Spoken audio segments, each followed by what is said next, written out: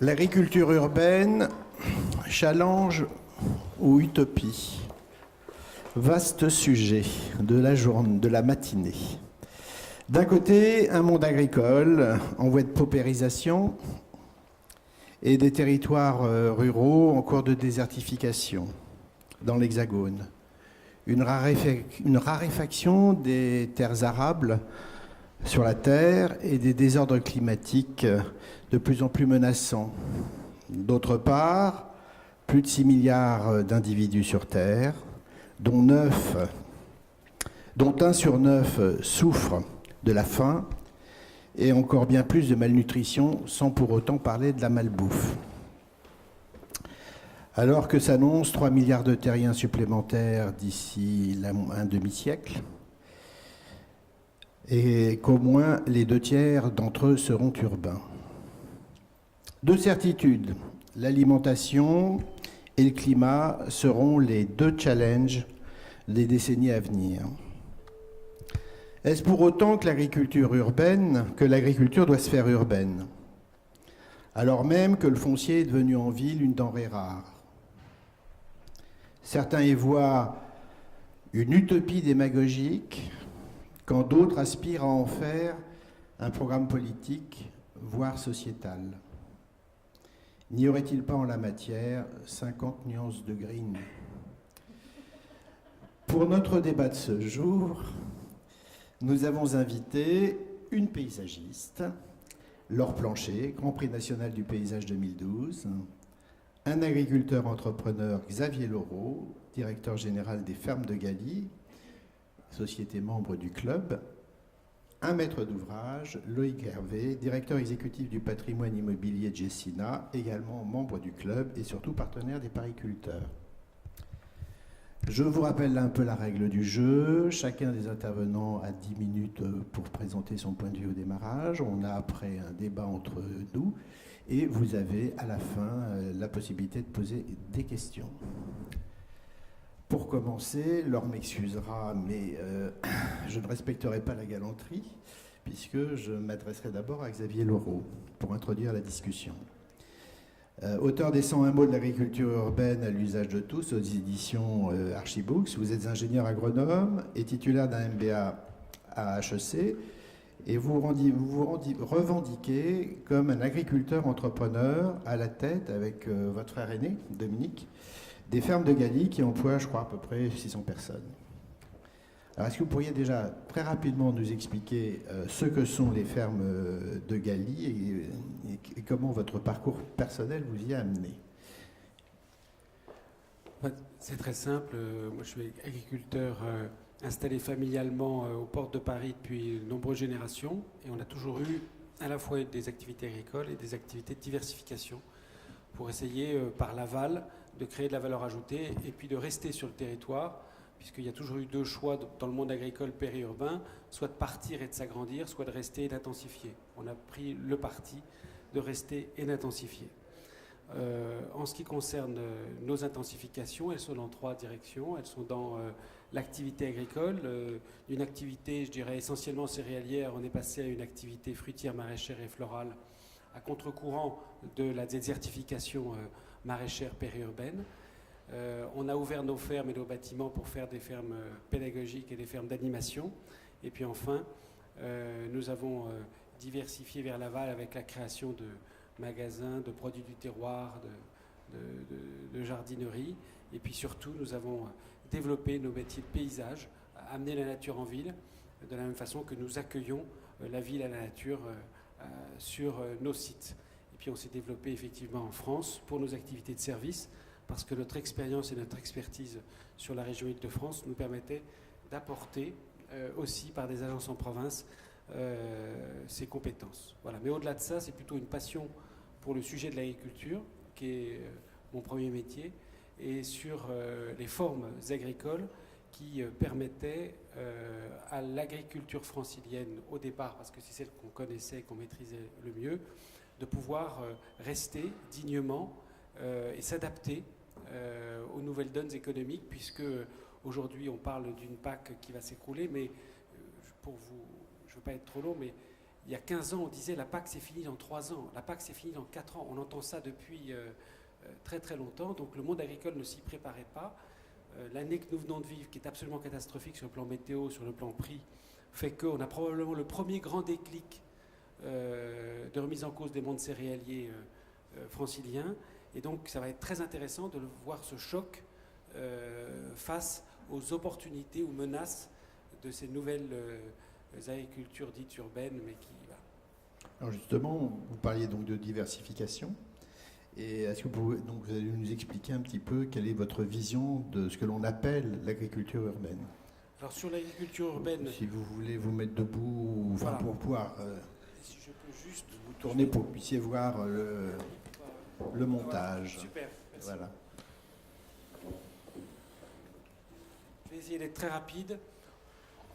Pour nous, et l'état d'esprit dans lequel, avec notre petite équipe qui travaille au sein du bureau d'études sur l'agriculture urbaine, on a travaillé le sujet, c'est de dire qu'on est du low-tech au high-tech, on parle d'un sujet où en réalité les choses n'ont rien à voir entre des systèmes d'agriculture vivrière, d'économie sociale et solidaire, parfois de paysages comestibles très esthétiques, parce que c'est ça qui est la composante la plus recherchée par les habitants, ou bien même pour aller beaucoup plus loin vers des usines végétales telles qu'on les voit se développer en Asie dans un contexte qui n'a rien à voir avec celui qu'on connaît ici en Europe.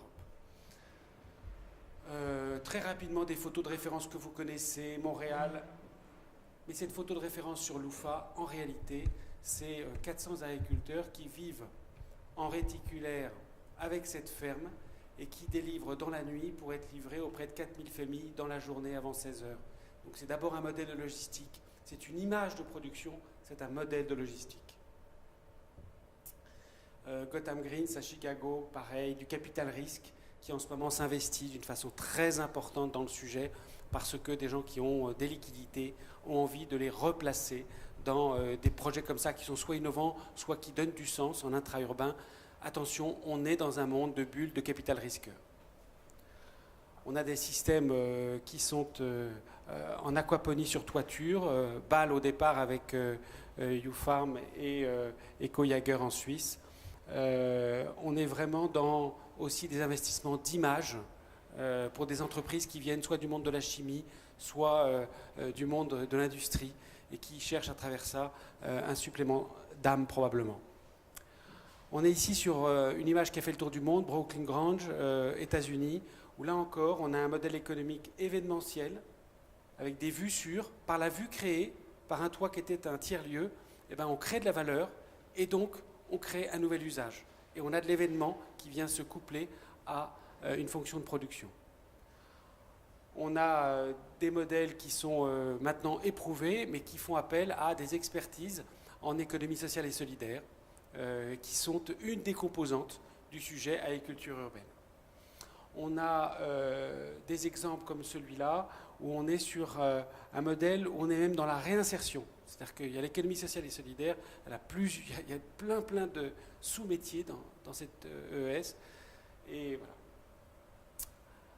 Un exemple où on est là dans le low-tech, hein, on a l'idée aussi, et c'est très très très fréquent, de rapprocher l'agriculture urbaine ou les productions de légumes-feuilles de la vertu d'être en circuit court sur un chef, si possible étoilé. Donc la notion production sur les toits, chef étoilé en bas, quelque chose qu'on retrouve, je dirais, d'une façon importante en Europe du Nord, en Asie, aux États-Unis et maintenant en France. Enfin, Hong Kong ici, là on est sur quelque chose où on veut créer une communauté de jardiniers. Donc là on est dans le lien social, on est dans le plaisir de faire ensemble, dans un contexte très urbain. Vienne, là on est comme à Berlin, l'image suivante peut-être un peu après, on est dans la volonté de refaire lien social et d'être dans le communautaire autour du jardinage. Loisirs verts avec des communautés ici sur une résidence, où là c'est une nouvelle aménité qui est donnée à des habitants de pouvoir profiter de carrés potagers liés en fait à leur formule de copropriété ou de colocation. Berlin, le Tempelhof qui est si connu, hein, et là encore on est dans quelque chose qui est très alternatif et qui est du vivre ensemble, là en l'occurrence soit sur des tiers-lieux, des anciens aéroports, etc. Là, on passe dans des formes qui sont beaucoup plus techno. Hein.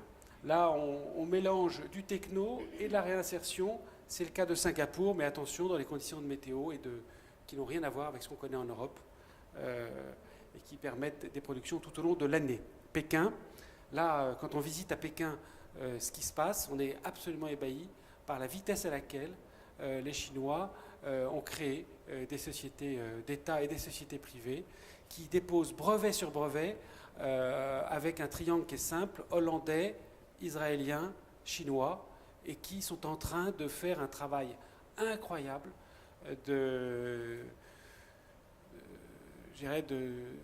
pour avoir de l'avance technologique sur ces sujets des cultures intra-urbaines et des cultures hydro et aquaponie.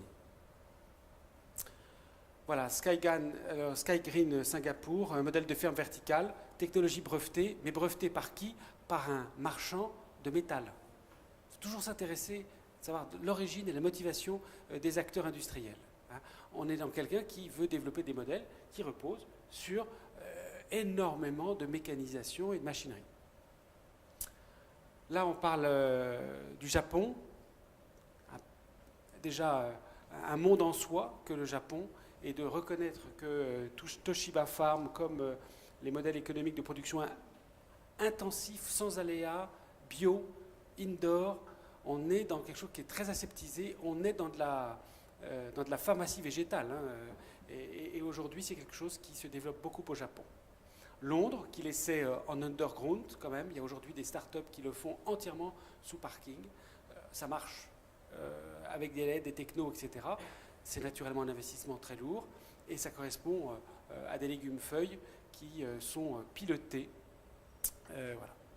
À côté de ça, on a le monde politique qui s'empare, notamment la communauté des grands-mères de grandes villes, qui s'empare du sujet, qui signe à Milan l'année dernière cette charte de Milan qui est en gros de dire mais finalement refaisons équilibre de territoire autour des grandes métropoles et c'est une priorité pour nous que de recréer autarcie partielle alimentaire avec un engouement quand même d'un grand nombre de villes quand on regarde la quantité de gens qui sont signataires de la charte.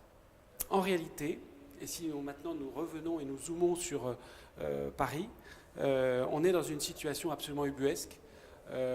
Jamais on a eu aussi peu d'arboriculteurs et de maraîchers aux portes de Paris. Les derniers abandonnent et arrêtent. On est dans une situation où cet hiver, on doit avoir peut-être 300 à 310 hectares de pommiers et autres fruitiers en arboriculture sur la région Île-de-France. Là, nous avions 5000 hectares dans les années 55. Voilà, donc là, ça c'est la réalité des chiffres, etc.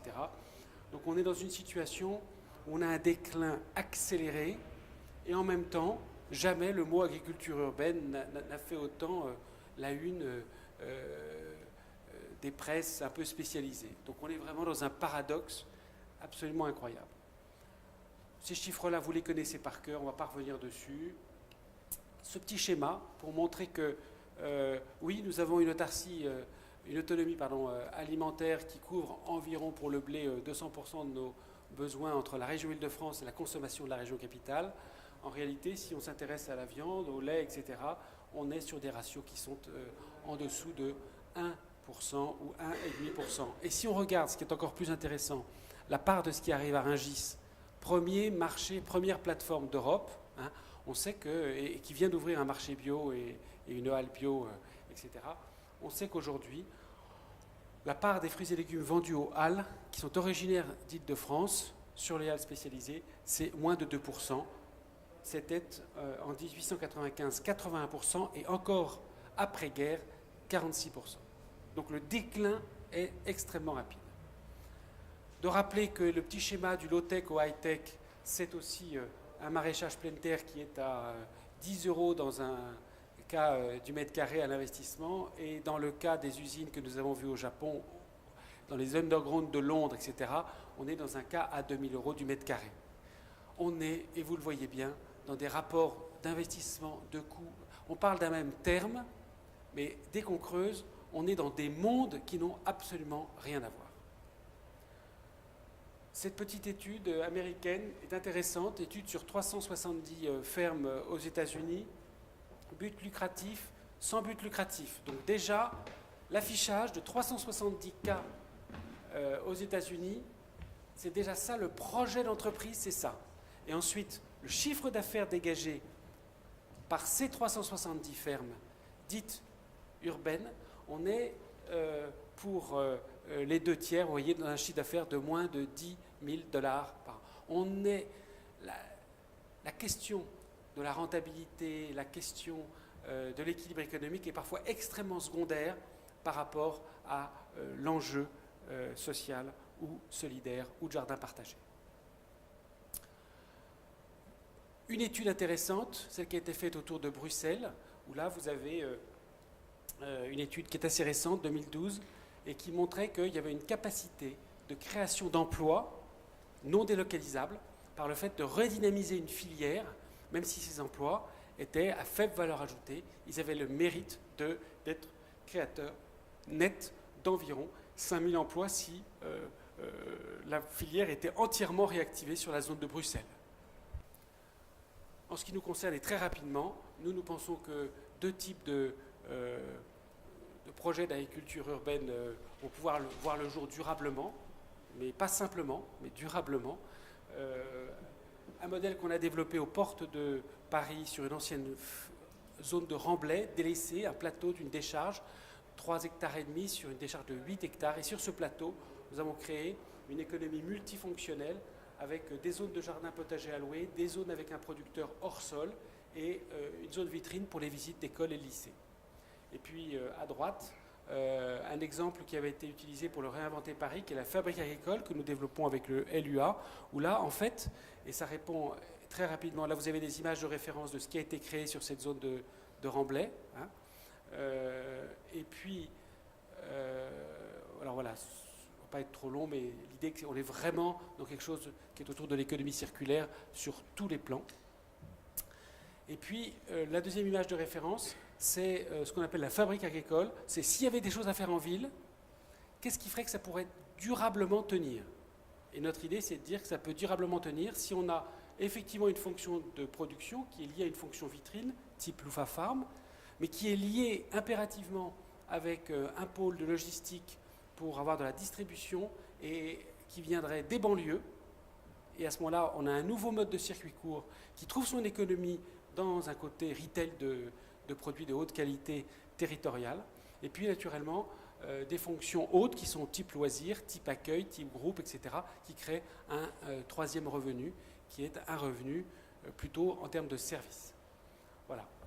Donc, par ailleurs, et c'est bien évident, on va voir migrer un tas d'espaces verts, je dirais d'entreprises, de terrasses, d'une fonction purement esthétique, purement décorative, vers une fonction d'usage, parce qu'en fait, le bac et la terrasse va devenir un lieu de convivialité, ça en est déjà, mais il faut que ce soit un lieu d'usage.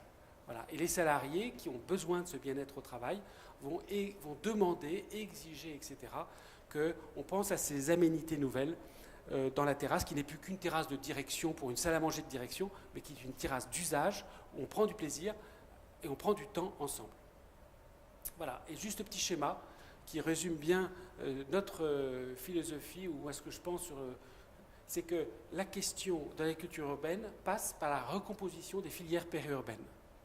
Et c'est en fait toute une nouvelle économie qu'il faut créer, d'une façon réticulaire, avec des réseaux directs qui viendront en parallèle de la formidable machine qu'est Rungis Le Mine tout en bas, qui est aujourd'hui une machine à écraser les prix, à faire de la qualité à un prix que le panier moyen des ménages supporte. Et donc si on ne part pas du sujet de l'économie, on ne pourra pas penser nouvelle organisation en réseau. Et les circuits courts doivent trouver nouveaux réseaux, mais doivent s'inscrire aussi dans la compétition qui est celle du mine de Rungis. Voilà. Pour ça, on a effectivement publié ce petit document avec notre équipe, et parce que la connaissance d'un sujet fait que, et on s'était aperçu que on parlait d'un sujet qui est un magnifique oxymore, l'agriculture urbaine. D'autres parlent plutôt d'horticulture urbaine, ce qui serait probablement plus juste, mais horticulture, c'est un mot qu'on est en train de bannir parce qu'on ne trouve pas ça joli. Donc c'est triste, c'est extrêmement triste, mais c'est la réalité. Les dernières écoles franciliennes qui avaient encore le mot H dans leur titre, qui dépendent de la Chambre de commerce de Paris, sont en train de le rayer parce que c'est plus lisible, donc on le supprime.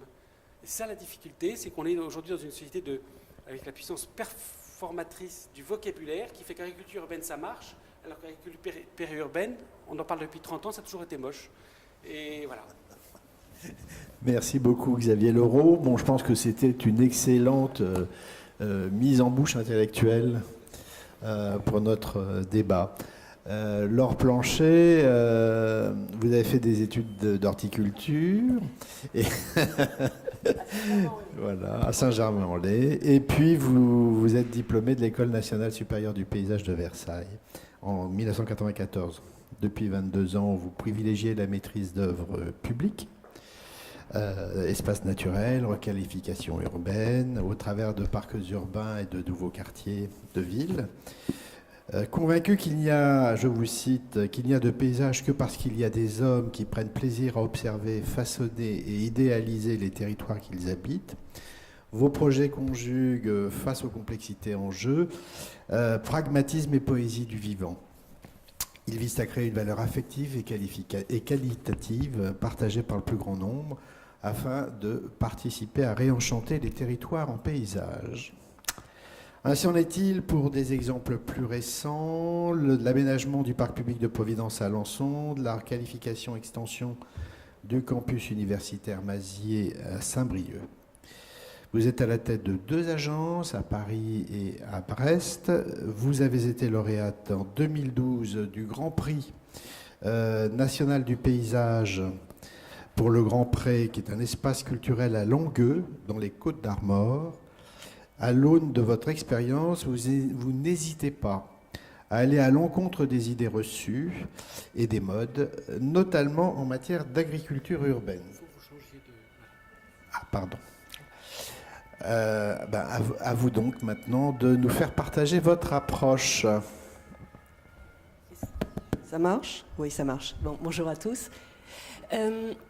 Alors, je dois ma présence ici tout simplement parce que j'ai eu l'occasion d'avoir une tribune dans le Moniteur au printemps dernier et puis plus récemment dans Paysage Actualité.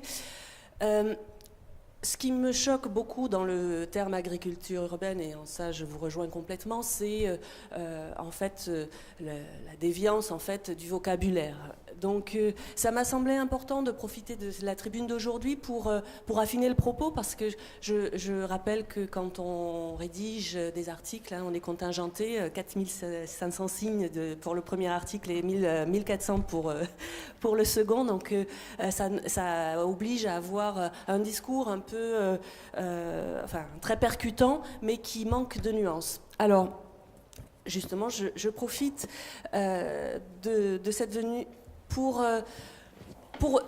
prendre un peu de distance et essayer de comprendre en fait pourquoi on en est arrivé là. En fait, il me semble qu'on est à la conjonction de 3 grands phénomènes qui ont été très bien expliqués par Xavier Leroux, et je souligne en fait la communauté de pensée sur pas mal de ces arguments. Un premier phénomène qui est une demande de jardinage, un second qui est une demande d'agriculture affective, et un troisième une demande de nature. Donc ça, sont plutôt des demandes de société.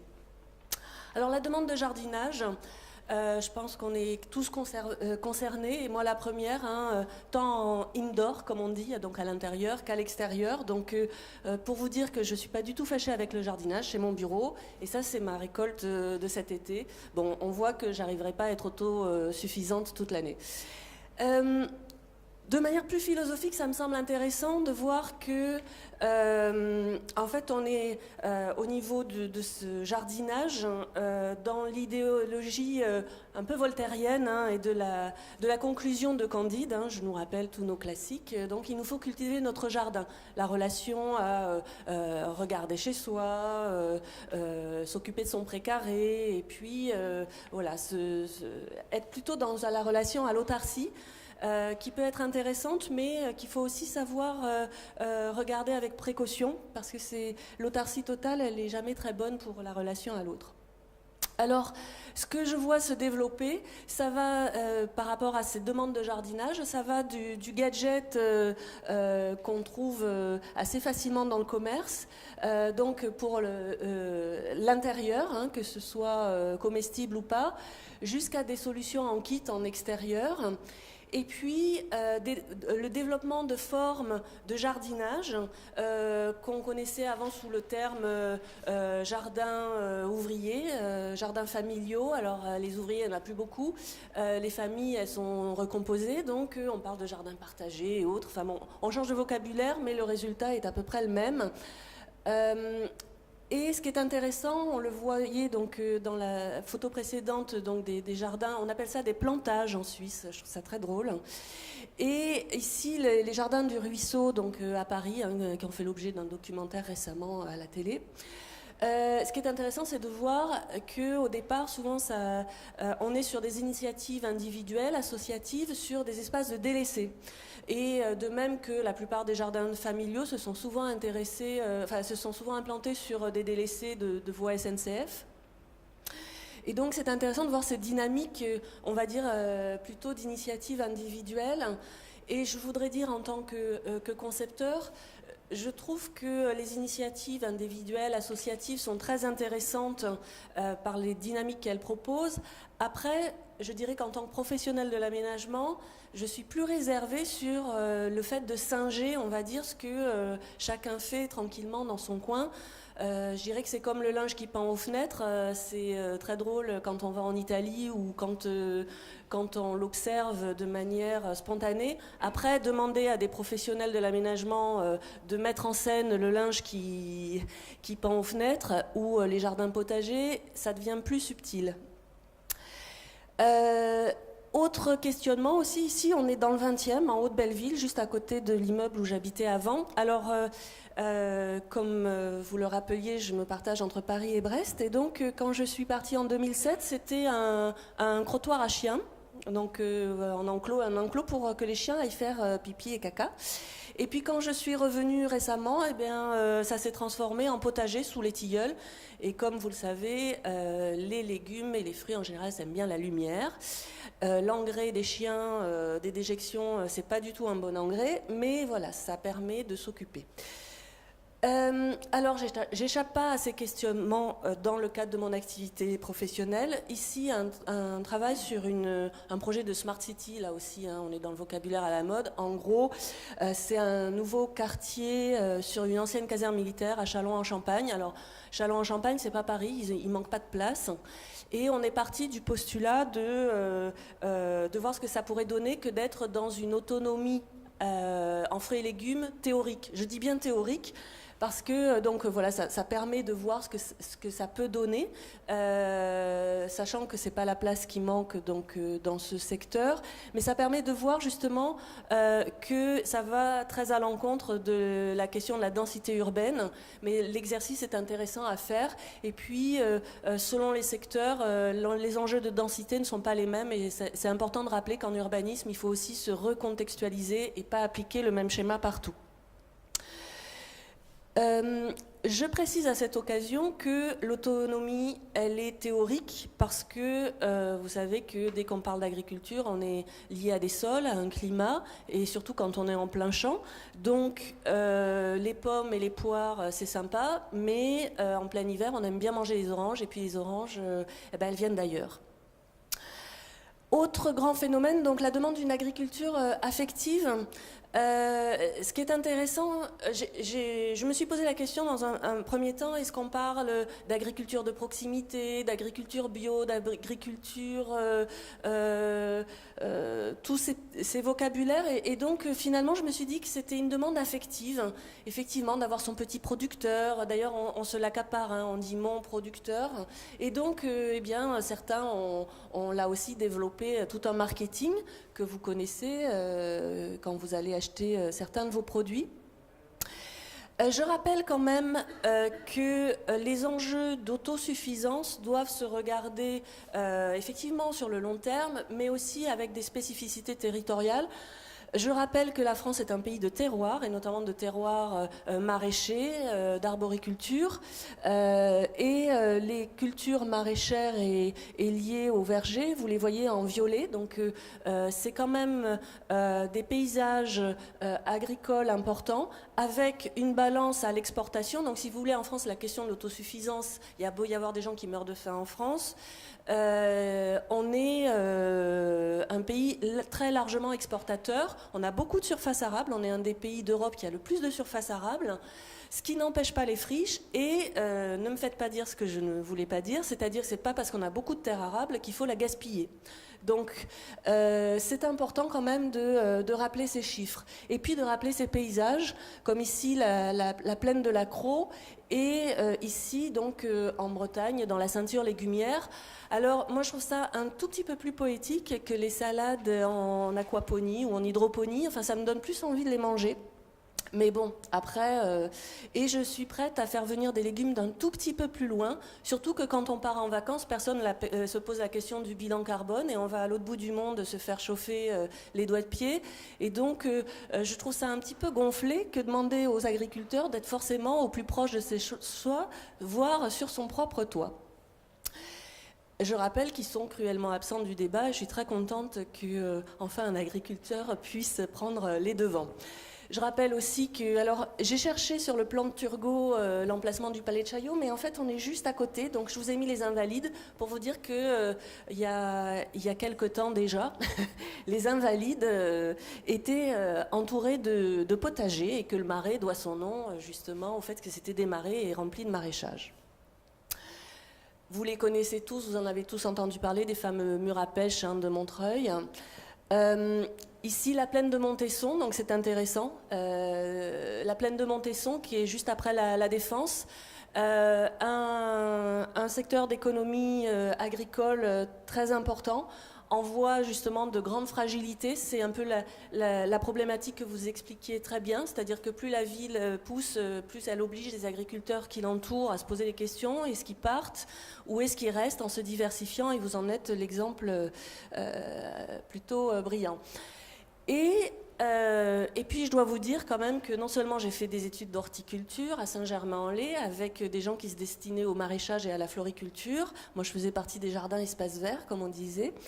Et puis après, pendant 4 ans, j'ai participé, enfin j'ai vécu dans de l'agriculture urbaine sans le savoir, parce qu'à l'époque on n'utilisait pas ce terme. J'ai eu la chance pendant 4 ans d'être dans le potager du roi à Versailles, et qui est une exploitation agricole, je le rappelle, en pleine ville, comme vous le voyez. Mais à côté, ici on est à Chambourcy. Alors je suis plus âgée que la moyenne d'entre vous, mais Chambourcy, quand j'étais enfant, c'était une marque de produits laitiers et de yaourts aux fruits notamment, qui a dû être achetée par Danone et autres. Et Chambourcy, ça existe, c'est une commune qui est juste à côté de Saint-Germain-en-Laye, et c'est là où il y avait une grande partie des vergers en région parisienne. Et donc ces vergers, il y a pas mal de friches, comme vous le rappeliez, donc c'est assez rude, d'autant qu'à Chambourcy, ils ont construit un immense centre commercial avec les structures que vous voyez qui sont censées rappeler les formes en gobelet des vergers de Chambourcy. Donc voilà, c'est vrai que ça pose pas mal de questions. Et le troisième courant, alors je vous ai parlé de Voltaire tout à l'heure, c'est la demande de nature. Mais justement, contrairement à Voltaire qui était plutôt dans la culture, la demande de nature, c'est la nature sauvage. Alors la nature est bonne, selon Jean-Jacques Rousseau, et puis la nature selon Henri-David Thoreau, donc une attente de nature exempte de l'homme. Et alors ce qui est très intéressant, c'est de voir comment les architectes s'en sont emparés. Je suis retournée, on va dire, sur des opérations qui, en leur temps, ont beaucoup été médiatisées parce que, justement, il y avait un discours sur la question de la nature. Et donc, voilà ce que ça donne. Alors, je suis un petit peu embêtée. Bon, il n'y a jamais eu de pot sur cette façade, de pot de fleurs, sur cette façade. Je suis un petit peu embêtée parce que, finalement, de quoi on a parlé? De la partie décorée, mais on n'a pas parlé du rapport à la rue, et c'est le bien commun. Donc je suis un petit peu embêtée. Et ici, cet immeuble,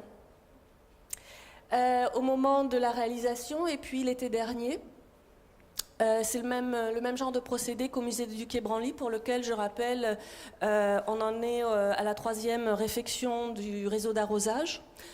Donc on se rend compte que tous les procédés high-tech sont extrêmement fragiles, puisque forcément c'est des procédés très artificiels et que ça nécessite une maintenance qui n'est pas du tout dans l'ordre naturel des choses.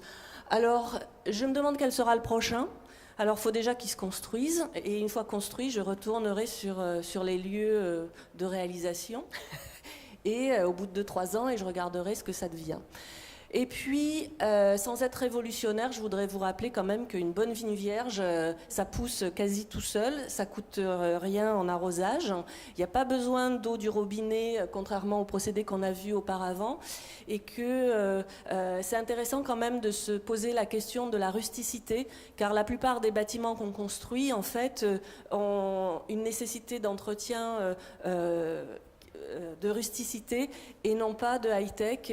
Peu de gens ont les moyens d'investir comme le fait la NASA pour ce genre de choses qui n'a rien de naturel, je le précise. Merci. Donc encore un autre point de vue complémentaire, et avec Loïc Hervé. Donc, vous êtes titulaire d'une maîtrise de droit public et d'un DESS en droit de l'urbanisme et de la construction. Vous êtes rentré chez Gecina en 1999. Vous y êtes occupé successivement d'immobilier résidentiel, de commercialisation, de résidence étudiant. Puis vous en êtes devenu directeur de l'immobilier résidentiel et santé. Et aujourd'hui, vous occupez le poste de directeur du patrimoine immobilier de Gecina depuis 2014. Je vous laisse donc la parole. Vous allez un peu nous expliquer ce que fait Gecina, qui est le leader du bureau urbain sur Paris, et comment il en est venu à supporter l'agriculture urbaine via les pariculteurs, entre autres. Merci. Donc je vais être humble après les deux présentations spécialistes que vous avez eues juste avant. Le sujet de Gecina, c'est pas le sujet effectivement du verre et de l'agriculture urbaine, et je vais faire très attention aux mots que je vais utiliser pendant la présentation. Le sujet, nous, c'est de produire des immeubles et d'y loger ou d'y faire vivre vous et moi, et d'une façon la plus harmonieuse possible, à la fois avec le bâtiment et avec l'environnement qui entoure. Donc Gecina, c'est effectivement le leader du bureau urbain et très urbain parisien en grande partie. Nous réalisons et nous reconstruisons en fait des immeubles qui sont très bien situés mais vieillissants, et donc notre marque de fabrique, c'est vraiment de les remettre au goût du jour et de les projeter dans les 20, 30, 40, 50 prochaines années à travers notamment notre feuille de route carbone. Et donc on a vraiment une mission fondamentale de régénération des actifs en centre urbain, et on se pose bien entendu tout un tas de questions, et notamment le sujet de comment faire un immeuble plus intelligent et comment apporter plus de bien-être aux utilisateurs.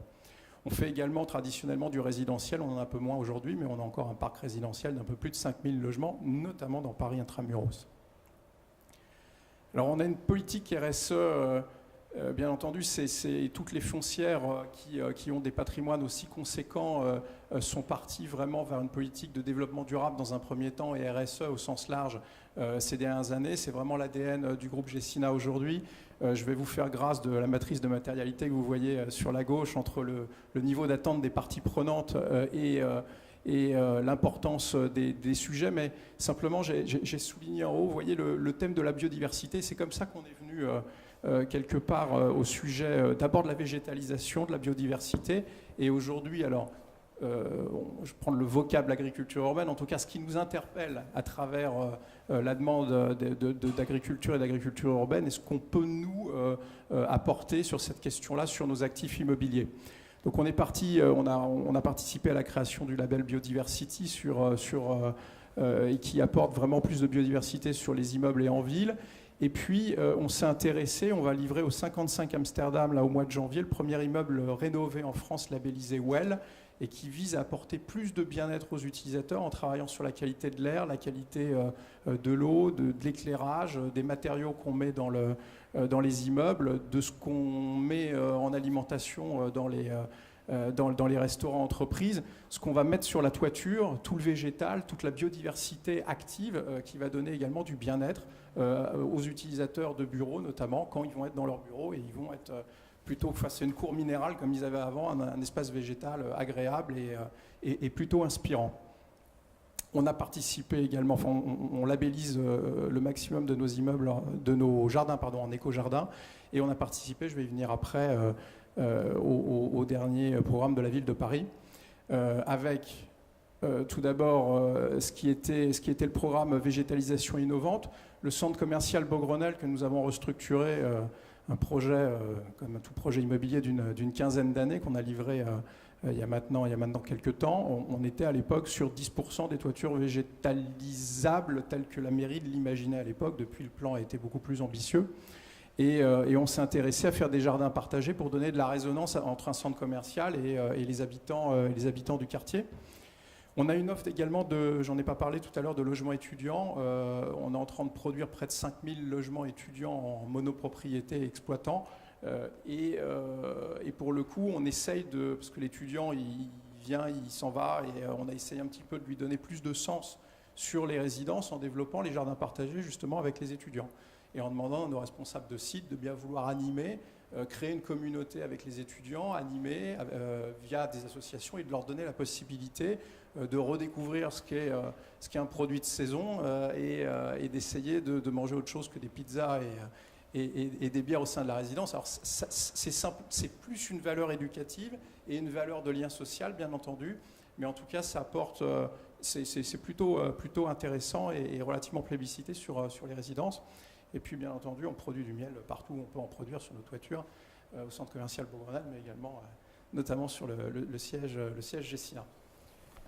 Alors, on a plein de projets dans Paris Intramuros. On achète un certain nombre d'immeubles qui sont en attente de restructuration. Il y a une tour qu'on a commencé à réhabiliter. Alors, elle ne ressemble pas du tout, c'est Sunflower, parce qu'elle est rue Van Gogh. Elle est face à la gare de Lyon. Elle ne ressemble pas du tout à ça pour l'instant aujourd'hui. Il y a 70 000 m² qu'on est en train de remembrer également face à la gare de Lyon. On a le siège de PSA sur l'avenue de la Grande Armée. Tous ces immeubles qu'on achète pour les restructurer, ils ont un point commun aujourd'hui, c'est qu'ils sont complètement dans un ordre minéral, dans un état d'obsolescence avancé. Donc on essaie de travailler pour leur redonner beaucoup plus de sens et du sens aux utilisateurs. Typiquement sur ce type d'immeuble, par exemple sur Sunflower, on a une toiture merveilleuse qui n'était pas utilisée. On va y mettre un skybar, et on va utiliser la toiture et on va faire un peu d'agriculture urbaine entre guillemets. Mais pour produire un certain nombre de produits justement qui vont permettre d'alimenter le skybar et d'alimenter le restaurant, notamment en herbe fraîche, de cet immeuble qui sera également ouvert sur l'extérieur. Ça va être la même chose sur les projets que nous avons sur Gamma, sur Grande Armée, également sur Lyon. Tous les projets que vous voyez là, le Septen avec EDF sur Lyon-Gerland, ce sont des projets sur lesquels on essaye de faire interagir ce qu'on va rentrer en végétal sur l'actif immobilier et l'utilisateur de l'immeuble. Et puis pour finir, on parlait de pariculteurs, donc oui, on a souhaité être partenaire de pariculteurs. Alors on a beaucoup travaillé sur Réinventer Paris, comme la plupart des maîtres d'ouvrage.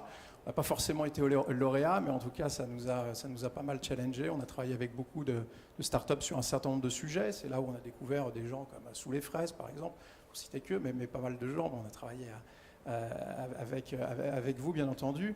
Et tout ça nous a créé une espèce de marque de fabrique qu'on essaye de réimplanter sur tous nos projets. Là, on a fourni à la ville de Paris pour cette expérimentation 15% des surfaces en appel d'offres sur deux sites que vous voyez aujourd'hui. Alors là, à gauche, vous avez un espace vert protégé, absolument splendide, dans le 15e arrondissement. Et c'est typiquement l'exemple de ce qui se faisait dans les années 50-60, avec potentiellement quelque chose qui est très minéral, avec des espaces verts qui sont terriblement pauvres, mais on a 5000 m². On s'est posé la question de savoir si on pouvait faire plus intelligent, puis surtout recréer un peu de lien social sur cette résidence où on a une partie de la population qui vieillit, où on a de la constructibilité complémentaire, donc on va faire une résidence étudiant, et comment on pouvait faire interagir tout ça. Même chose sur l'immeuble de Dr Roux à côté. Et donc le premier lauréat sur l'Ourmel, c'est un concept qui vise à développer une production de fleurs coupées, notamment en utilisant toutes les eaux de pluie de la résidence qu'on va réinjecter sur le site, et fleurs coupées qui seront vendues juste dans une boutique à côté, donc en circuit court.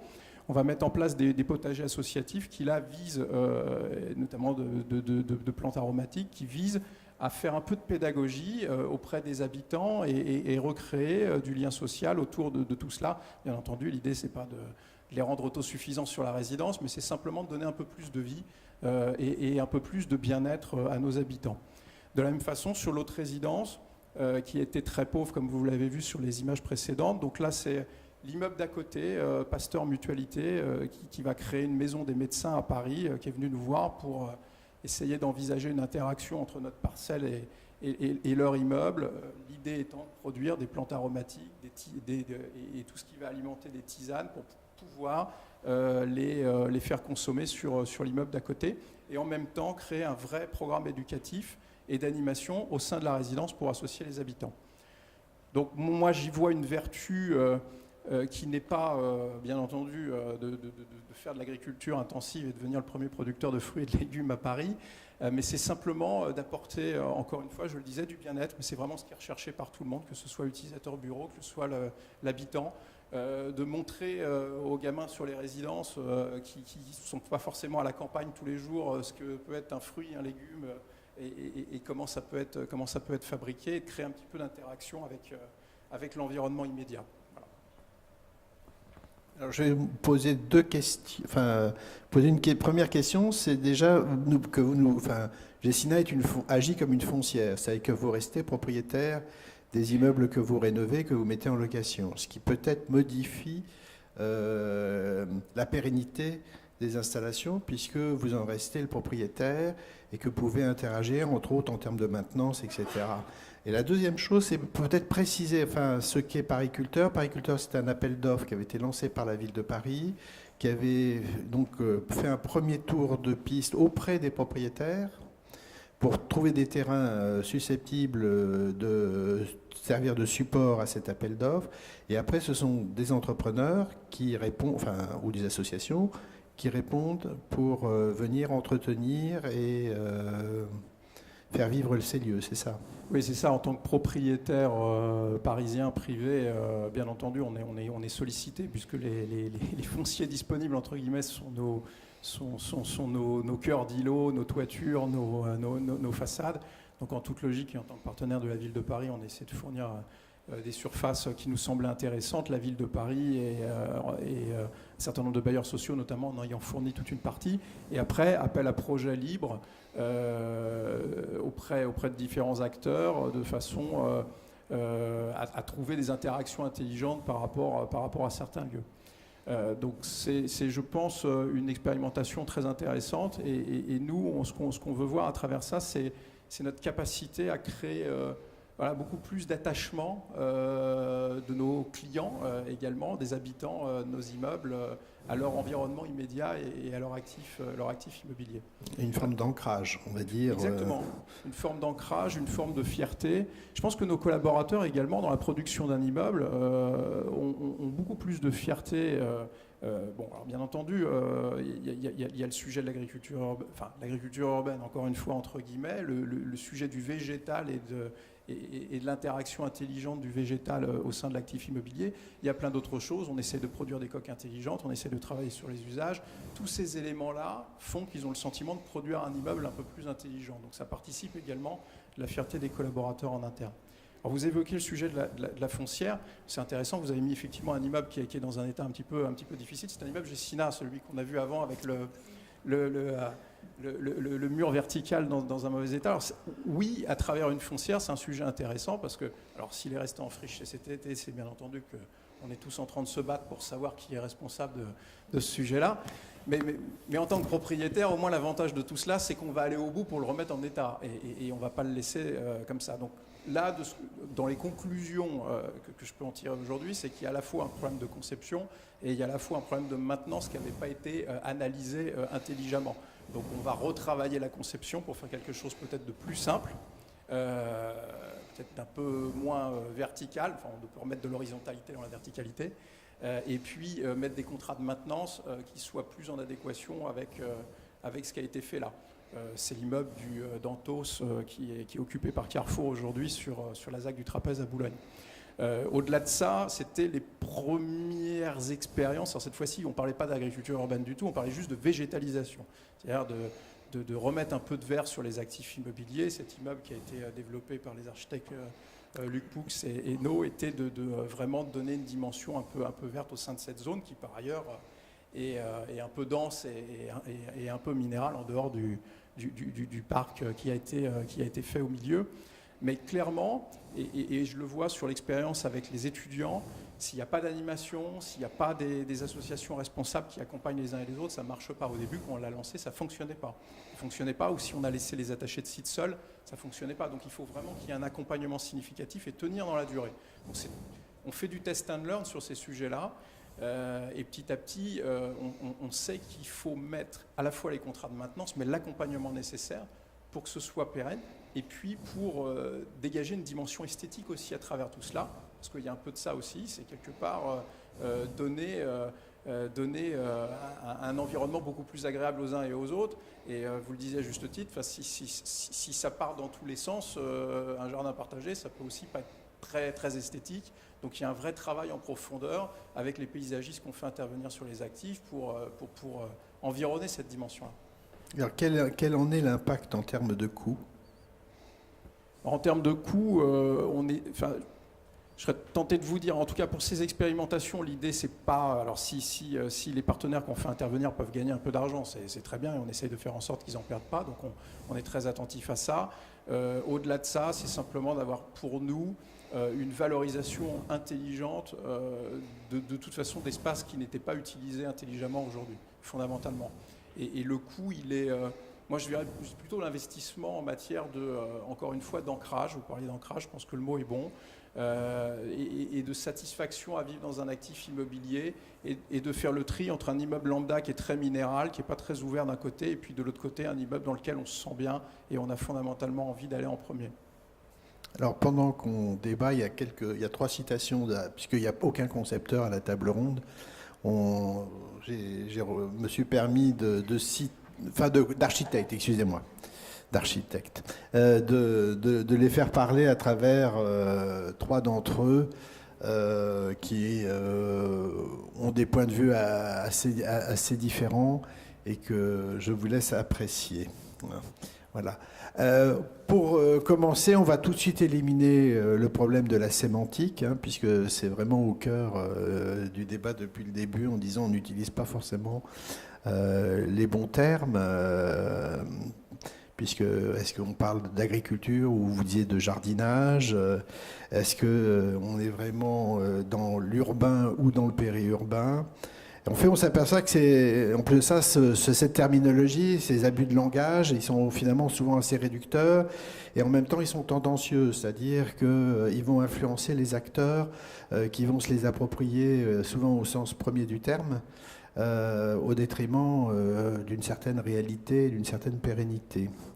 Alors là, je me posais la question, et je vous l'ai posée d'ailleurs quand on s'est entretenu au démarrage, c'est de savoir est-ce que c'est pas un énième vocable à la mode, comme on en a aujourd'hui dans tous les programmes d'aménagement urbain où on a des tas de mots qui sont censés faire des programmes, que ce soit l'intensité urbaine, que ce soit, j'en ai noté quelques-uns, les trames urbaines et paysagères pacifiées, la maîtrise d'usage, les nouvelles centralités, le réemploi temporaire, les quartiers résilients, etc. Alors, quelle serait la bonne terminologie ?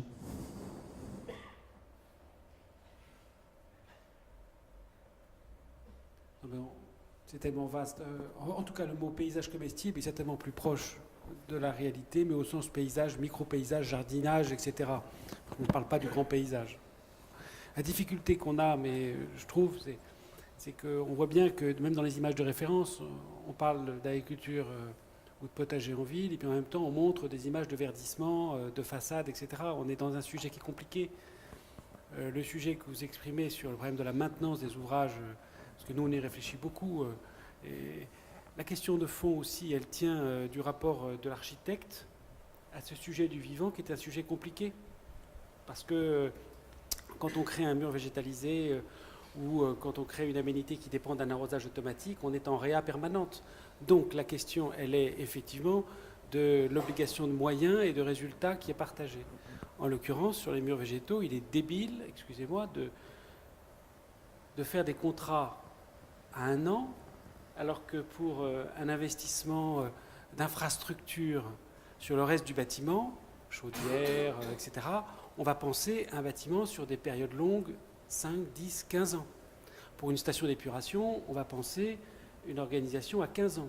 Pourquoi ? Parce que ça a été pensé par des ingénieurs. En France, on adore les systèmes de sciences dures avec des ingénieurs tout tuyaux, etc. Dès qu'on va toucher au vivant, qui est une très grande demande aujourd'hui, non seulement des populations, mais aussi de cette ville dite résiliente, on arrive complètement en superposition de ces infrastructures pensées, maintenues, avec des contractualisations sur des temps longs.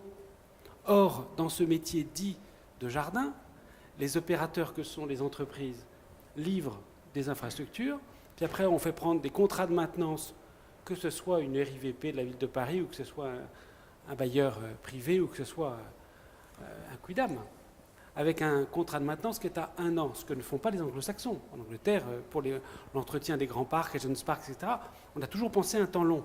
Mais notre système n'a jamais valorisé le métier du jardin et le métier de l'entretien de l'espace au même titre que le reste du bâti.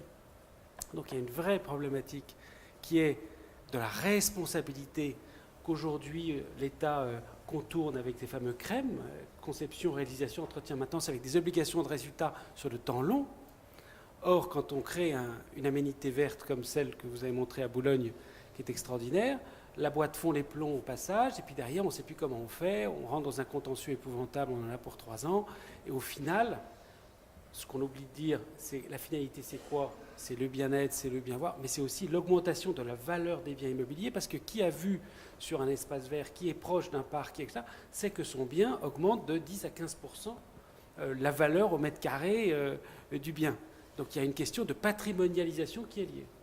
Donc la question de fond, c'est aussi de changer le décodeur que nous avons et notre façon de penser, la contractualisation avec ces acteurs du paysage que sont les entrepreneurs, etc. Et c'est ce qu'on... Voilà.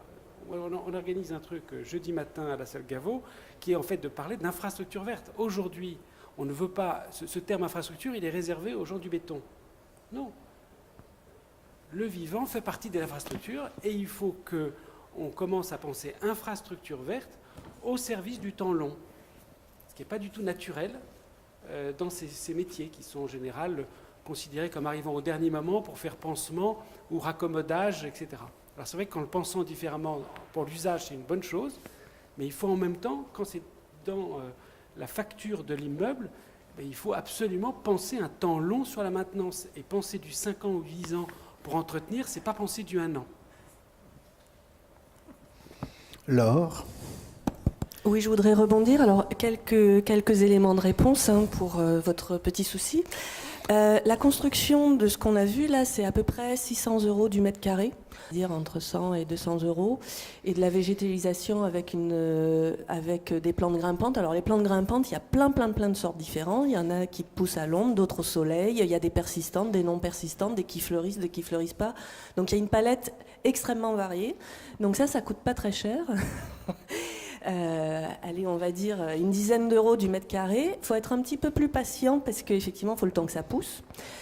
Donc on voit que, mais c'est moins sexy, on peut moins communiquer dessus, alors qu'on peut avoir, comme je vous l'ai montré, quand même des effets très spectaculaires. Ça montre que quand les gens de l'horticulture sont dépossédés de leur savoir-faire et sont poussés à du high-tech, on obtient en fait des questionnements assez importants. Et c'est vrai que vous auriez mis des plantes grimpantes, peut-être qu'il y aurait moins eu de communication autour de ce bâtiment. Donc ça pose des questions de fond quand même, ce que je trouve important. Alors, par contre, j'entends bien effectivement que je trouve plutôt pertinent de se réapproprier des délaissés, que ce soit les toitures terrasses, de pouvoir mettre alors du jardinage qui soit comestible ou pas. Alors quand même, je tiens à préciser, moi je me pose une question de fond.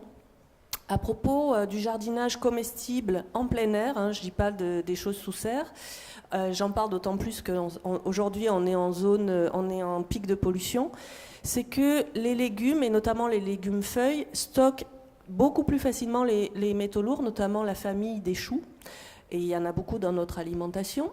Et l'université de Berlin, qui est beaucoup plus en pointe que nous au niveau analyse de l'agriculture, écologie et autres, a fait faire des tests et on se rend compte qu'en ville, les légumes de plein air, en fait, stockent entre 5 et jusqu'à 11 fois plus de métaux lourds qu'à la campagne.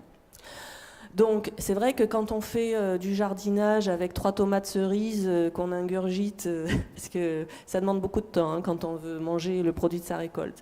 Donc tant que c'est amateur et en petite quantité, c'est pas grave, mais quand c'est en grande quantité, moi je me pose des questions. L'autre question que je pose à Xavier Laureau, c'est ce que je trouve intéressant dans votre démarche, c'est le côté effectivement très actif, puisque votre installation, alors qui maintenant s'est diversifiée et puis essaime dans d'autres régions, c'est de savoir comment vous arrivez à maintenir vos terres agricoles face à la pression de l'urbanisation. C'est peut-être effectivement en ayant une entreprise très florissante, puisque du coup le coût d'éviction coûterait trop cher pour vous exproprier. Enfin, est-ce que vous pourriez développer justement vos différentes tactiques pour lutter contre le zonage en urbanisation de vos terres ? Là, il s'agit d'un sujet purement périurbain, mais dans le périurbain, la sanctuarisation et le zonage strict est la seule voie de pérennisation des outils économiques. S'il n'y a pas une très grande rigueur, on a souffert en France du mitage. Des grandes villes comme Aix, Toulouse, etc. sont les meilleurs exemples de l'étalement urbain non maîtrisé. Pourquoi ? Parce qu'en faisant très court, la vente de terrains à bâtir était la retraite de l'agriculteur qui, à 20 ans, ne pensait que pour l'outil agricole et qui, à 70 ans, n'ayant pas de successeur, cherchait des solutions pour partager le peu de biens qu'il avait et forcément cédait quelques terrains à bâtir pour pouvoir assurer l'installation de ces jeunes en ville. Donc, on est dans une situation en France qui n'a pas été rigoureuse sur le sujet. La région parisienne a bouffé sa première couronne et sa deuxième couronne maraîchère et fruitière. On est sur le front céréalier qui est un front avec un beaucoup plus grand parcellaire, qui lui est aujourd'hui le rempart. Maintenant, on a une inversion de tendance, parce que d'une zone blanche, on est devenu une zone verte sanctuarisée. On a des observatoires de consommation des espaces par département, etc. Donc on passe à une logique de préservation et même maintenant dans certains espaces de sanctuarisation. En ce qui nous concerne, nous pensons que seule la sanctuarisation, je dirais, avec un cahier de gestion qui permet le développement économique, pas une sanctuarisation, parce que sinon c'est pas tenable, permettra de transmettre les outils et donc d'avoir des acteurs. Voilà. Ça c'est, à mon avis, important. Si on ne met pas une chape de plomb sur les espaces, y compris avec les bâtis agricoles qui sont liés à ces espaces, c'est qui est très compliqué. Parce que comment loger les quelques acteurs, même dans les programmes immobiliers intra-urbains, pour trouver des acteurs, notre problème il va être triple. Comment contractualiser pour avoir des acteurs viables et durables? Parce que si jamais ça se passe mal, on ne peut pas se permettre d'avoir des zadistes qui s'installent comme ce qui se passe dans certains projets de banlieue, ou là où on voulait faire jardin partagé, on se retrouve avec associations qui, sur un programme urbain à venir, faisait qu'on se retrouvait avec une ambiance, je dirais, conflictuelle au sein d'une collectivité. Voilà. Donc ça, c'est quand même un risque très important. Donc comment contracter dans le temps long est viable. La deuxième chose, c'est comment faire que les acteurs qui se mettent en place y vivent dignement, mais avec des salariés ou des gens qui sont logés à proximité. Parce que ce type d'activité, ce type de ça, nécessite des périodes... Alors si c'est pour faire du pendulaire de Dreux en transport en commun pour venir entretenir des radis, etc., on n'est quand même pas dans la logique qui est souhaitée. Donc ça veut dire que comment on va coupler le sujet du logement de ceux qui... De la même façon qu'on a une conciergerie avec des gens qui sont en charge et qui sont logés dans le programme, comment est-ce qu'on va coupler peut-être, naturellement sur des outils un peu importants, ou bien sur des outils qui sont avec quelqu'un qui prend en charge quelques jardins dans un arrondissement. Mais on aura traité le sujet du logement avec l'aménité qui... Sinon, ça n'a pas de sens. Enfin, parce que pour le vivre en périurbain, si on ne traite pas le sujet du logement, compte tenu de la nature de l'activité, avec les niveaux de salaire, on est complètement en dehors. Ça, c'est vraiment le troisième sujet. Et le deuxième sujet, et le troisième sujet, c'est le transfert des connaissances, le partage des bonnes pratiques, la question de la formation technique, qui n'est pas simple, parce qu'aujourd'hui, il n'y a plus de formation en maraîchage et en arboriculture, même à Saint-Germain, vous voyez ce que je veux dire? On n'est plus que dans le paysage, au sens paysage, ou dans l'équestre, hein, mais la notion pure de maraîchage et d'arboriculture ne se forme plus. On forme à Brie-Contrebert pour installer des jeunes agriculteurs bio, mais on ne forme plus à toutes les techniques arboricoles. Il n'y a plus que des tours de main ou par de l'apprentissage si vous êtes chez un vrai maître d'apprentissage. Voilà. Donc, or, on revient sur tous ces sujets-là. Donc, je dirais donc formation, logement et pérennité des acteurs, de façon parce que et ça va être le défi, la pérennité des acteurs passe par la compréhension du fait qu'il faut avoir des gens qui pensent à 360 degrés. Ils ne font pas que dans la production, ils sont dans l'accueil, la diplomatie, et ils sont éventuellement un peu dans la transformation. Il faut des esprits qui soient extrêmement ouverts. Ce n'est pas du tout évident. À la campagne, vous en trouvez plein, parce que c'est des gens qui ont décidé d'être là, et ils pensent 360 degrés pour leur territoire. En ville, et on ne les fait pas revenir en ville, ces acteurs-là. Donc, il y a un défi. Enfin, revenir sur le périurbain et le mitage périurbain, vous qui voyagez beaucoup, est-ce que par exemple des pays qui circonscrivent beaucoup mieux leurs agglomérations, je pense à la Belgique, aux Pays-Bas par exemple, est-ce que ça change le rapport avec cette agriculture de proximité ?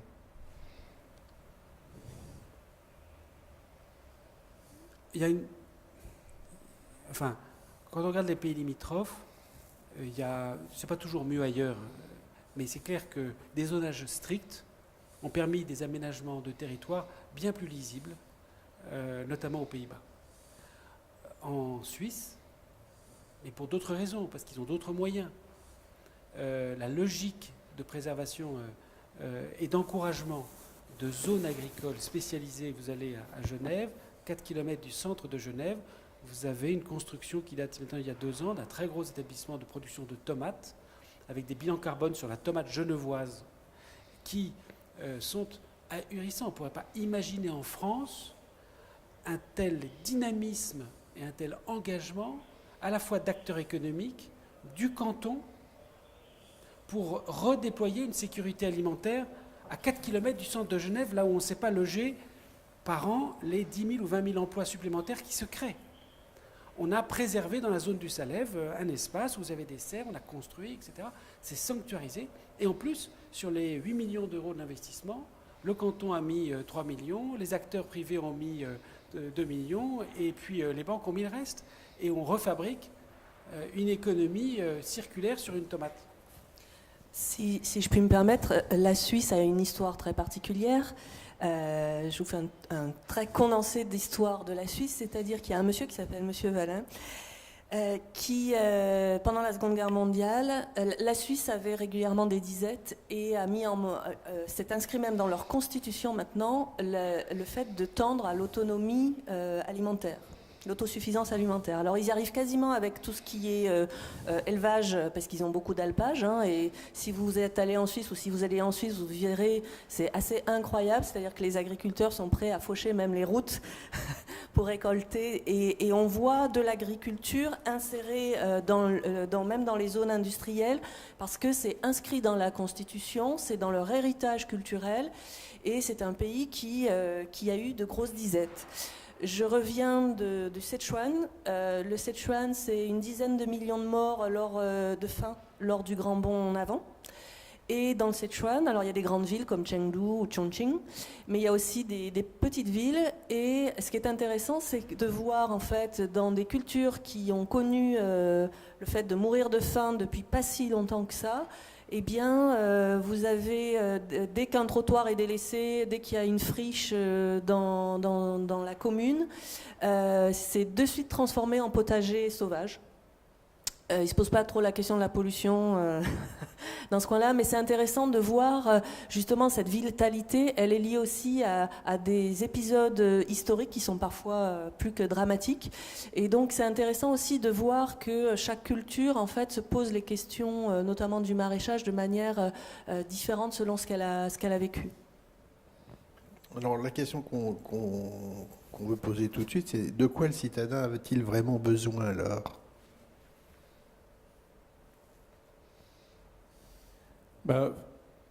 C'est une question assez vaste. En tout cas, en ce qui concerne les immeubles qu'on peut leur mettre à disposition, c'est certainement autre chose qu'un simple immeuble qui répond à un usage primaire qui va être je travaille ou je me loge. Et aujourd'hui, on voit bien qu'il y a une volonté de s'ouvrir à quelque chose qui donne beaucoup plus de sens.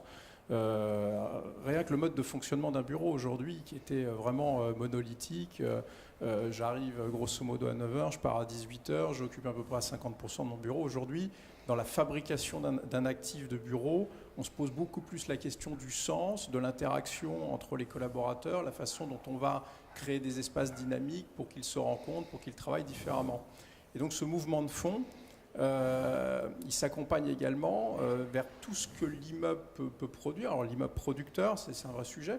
Comment on peut arriver à produire, pourquoi pas, de l'électricité sur un actif immobilier. Comment on peut produire quelques éléments le miel de l'immeuble, c'est tout bête, mais je vois les petits pots de miel sur la table, mais la distribution de miel de fin d'année sur le siège de Gessina, ça participe vraiment à un moment convivial et d'appropriation de l'actif immobilier et qui donne du sens. Donc je pense que l'urbain, il recherche avant tout du sens. Il a une aspiration de campagne assez naturelle. Dès qu'on fait n'importe quelle enquête qualité pour savoir comment on va ménager un actif ou tout de suite ramener des matériaux comme le bois, comme des éléments naturels, ce sont vraiment des sujets qui sont plébiscités. Et donc je pense que tous ces sujets autour de la végétalisation et du sens qu'on peut donner dans l'actif immobilier va redonner de l'envie de vivre et pas de fuir, et de se réapproprier, de prendre du plaisir tout simplement à travailler en milieu urbain. Et moi, pour parler de l'étalement urbain, donc je crois que la meilleure réponse, c'est effectivement d'avoir des transports propres de grande qualité et de réinvestir les centres-villes et de réinventer la ville sur la ville sans chercher à réétancher encore plus de sol en périurbain et en banlieue, et avec toutes les difficultés que ça peut comporter d'ailleurs en lien social, et on le voit bien politiquement aujourd'hui. Donc nous, notre credo et notre volonté, c'est de se dire on doit pouvoir reconstruire un peu plus de densité dans des secteurs où on est en mesure de fournir des espaces collectifs de transport propres. Autour de ça, néanmoins, pour ne pas avoir des fonctions monolithiques, je travaille à la Défense, je vis à tel endroit et je fais du pendulaire toute la journée. C'est comment j'arrive à retrouver au milieu de mon environnement un espace de vie qui ressemble un petit peu à ce qu'était le village de la campagne, où encore une fois tout le monde a des madeleines de Proust et a envie de revenir assez régulièrement. Et c'est un peu ça qu'on va nous demander sur un immeuble de bureau qui soit un peu plus chaud, un peu moins froid, qui donne un peu plus d'envie d'y être. Aujourd'hui, par rapport au développement de tous les tiers-lieux, les espaces de coworking, le télétravail, ça questionne justement sur le sens de se retrouver dans un bureau. Et fondamentalement, ce qui nous est demandé, à travers notamment un siège social, c'est de retrouver un lieu où les gens peuvent recréer du lien social entre eux, et partager bien plus que les simples objectifs de la société. Et je pense que tout le sujet du verre qu'on vient d'évoquer, il participe très largement. Une autre précision. Je rappelle à propos des potagers que pendant les 30 Glorieuses, dans les lotissements, dans les règlements de lotissement, il était interdit d'avoir un potager. Donc on voit que les modes se succèdent et ne se ressemblent pas. Autre aspect, la plupart des règlements de copropriété en ville interdisent d'avoir des plantes sur les rebords de fenêtres.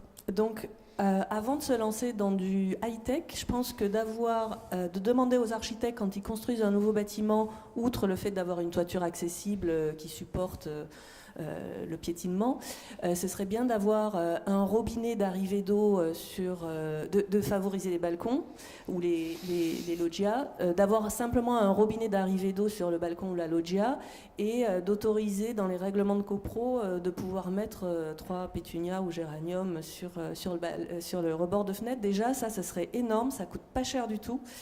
Un bon vieux tuyau d'arrosage basique, ça coûte pas cher du tout, ça se bouge pas, contrairement à l'arrosage au goutte à goutte comme on l'a vu dans ce triste exemple.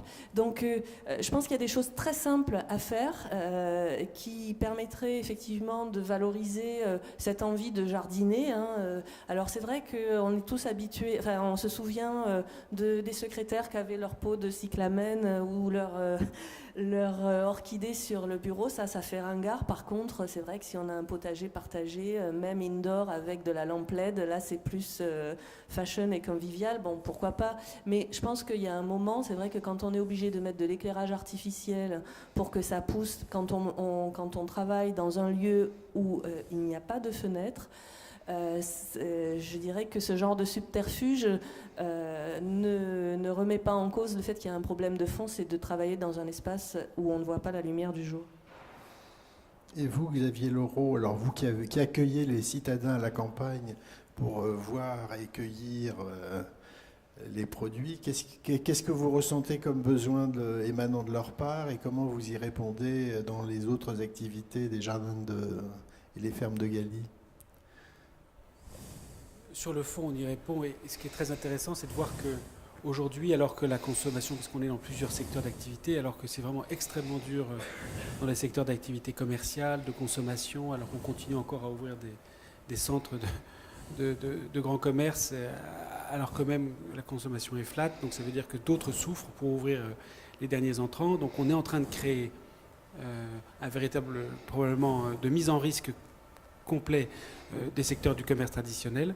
Mais par contre, ce qui est intéressant, c'est de voir que nos activités, qui sont des activités d'atelier, d'ouverture vers les familles, d'ouverture vers l'intergénérationnel, pendant les petites vacances scolaires, etc., avec des prix d'entrée qui sont modestes, moins chers qu'une place de cinéma, sont les activités qui continuent de progresser avec des indices de croissance plus 5, plus 10, plus 12. Donc ça, c'est intéressant. Ça veut dire que fondamentalement, il y a une aspiration à ce temps partagé, etc. Par contre, juste pour revenir sur ce que vous disiez, moi je pense qu'il y a 2 éléments sur l'aspiration profonde en intra-urbain. C'est d'abord que vraiment, à travers ce goût, ce temps passé avec du végétal, on est sur du temps long et quelque part c'est une respiration par le temps hyper court de notre société qui est maintenant entièrement web, mail, etc., où on n'arrête pas d'être percuté par l'urgence. Et à travers ça, on retrouve le temps long, ce qui est une aspiration profonde. Et retrouvant le temps long, on retrouve quelque chose de très deleuzien, c'est l'ancrage quelque part, un territoire, une racine, etc. Alors c'est facile à dire quand on a un territoire, quand on a une ferme quelque part et qu'on le vit, etc. Mais par contre, c'est beaucoup plus difficile quand on a toujours vécu hors sol. Voilà. Donc pour ceux qui ont toujours vécu hors sol, le fait de retrouver un temps long est quelque chose qui est probablement d'ordre vital, premièrement. La deuxième chose, et c'est très amusant, je faisais le parallèle en vous écoutant, sur un sujet qui est la mode de faire des cabanes. En général, elle ne vient pas aux villes, elle est à la campagne. Qu'est-ce qui fait qu'à la campagne, on a plaisir à faire cabane au bout du jardin et à se retrouver? Qu'est-ce qu'on fait? On crée des vues, et quelque part, on crée des rencontres, on favorise, on en profite pour parler différemment, etc. On recrée une bulle, dans une bulle de nature. Et probablement qu'avec ces sujets d'agriculture urbaine, de potager en ville, on cherche à recréer des bulles parce qu'on crée des vues. montant sur des tiers-lieux qui étaient avant inaccessibles, on crée de la valeur parce qu'on crée de la vue. Voilà. Et ensuite, on recrée, même si elle est ouverte, un espace qui est globalement clos, habité par le végétal, et qui est un nouvel espace de dialogue et de convivialité. Quelque part, ce sont des cabanes ouvertes, en fait. À la campagne, on va se créer des cabanes en bois, des cabanes fermées, et puis en ville, on va avoir ce besoin qu'on traite comme on peut, parce que c'est pas possible, il y a les lois, il y a l'urbanisme, etc., qui est du même ordre que ce qu'on va chercher dans une cabane à la campagne. Alors, moi, je vais rebondir parce que vous parlez de ces vues que l'on crée, effectivement. Moi, je pense, par exemple, à toutes ces écoles primaires, maternelles, qui ont des cours entièrement bitumés, parce que le principe de précaution, pour que le gosse mange pas le gland, le marron, la feuille, le champignon, etc., mais qu'on va lâcher dans la forêt, dans la campagne, quand il part en week-end. Et puis par contre, il y a une superbe toiture végétalisée, inaccessible au-dessus, qu'il ne voit jamais, puisque de toute façon, il est en dessous. Est-ce que, on parlait du côté pédagogique, le lien, etc. Bon, pareil, c'était la tentation de végétaliser les murs pignons, mais par contre, les squares ferment plus tôt que prévu parce qu'il n'y a personne pour les surveiller. Les stades, pareil. Mais